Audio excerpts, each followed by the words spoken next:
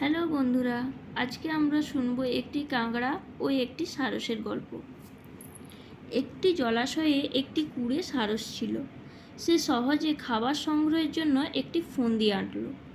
সে জলাশয়ের সমস্ত সদস্যদের ডেকে বলল যে সে একটি স্বপ্নাদেশ পেয়েছে যে এই জলাশয়টি শীঘ্রই শুকিয়ে যাবে এবং একটি ব্যবস্থা না করলে সবারই প্রাণ যাবে। জলাশয়ের সমস্ত মাছ কাঁকড়ারা ভয় পেয়ে বলল, আমাদের মধ্যে আপনিই তো জ্ঞানী, তাহলে আপনিই একটা উপায় বলে দিন। তখন সারসটি বলল, দূরে একটি জলাশয় আছে যার জল কখনো শুকায় না, সেখানে গেলে সবার প্রাণ বাঁচবে।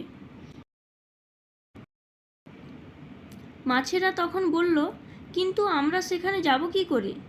তখন সারসটি বলল, তোমরা যদি রাজি হও, আমি প্রতিদিন তোমাদের একজনকে নিয়ে সেই জলাশয়ে রেখে আসতে পারি।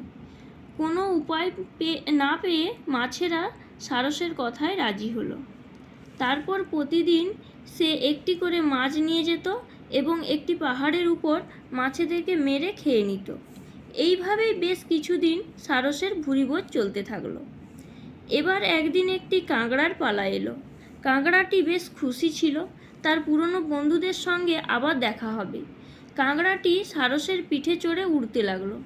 সারসটি কাঁকড়াটাকে জলাশয়ের দিকে না নিয়ে গিয়ে একটি পাহাড়ে নিয়ে এলো। কাঁকড়াটি বিস্মিত হয়ে জিজ্ঞাসা করলো, এটা তুমি কোথায় নিয়ে এলে? সারসটি হেসে বলল, আমি তোমাকে তোমার বন্ধুদের কাছেই নিয়ে যাচ্ছি। তারপরে এই কাঁকড়াটি দেখতে পেল অনেকগুলো মাছের কঙ্কাল পড়ে আছে।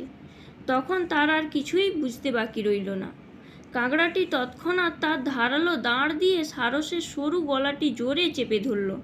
ততক্ষণ ছাড়ল না যতক্ষণ না তার প্রাণ বেরিয়ে যায়। সারসটি শ্বাসরুদ্ধ হয়ে মারা যায়।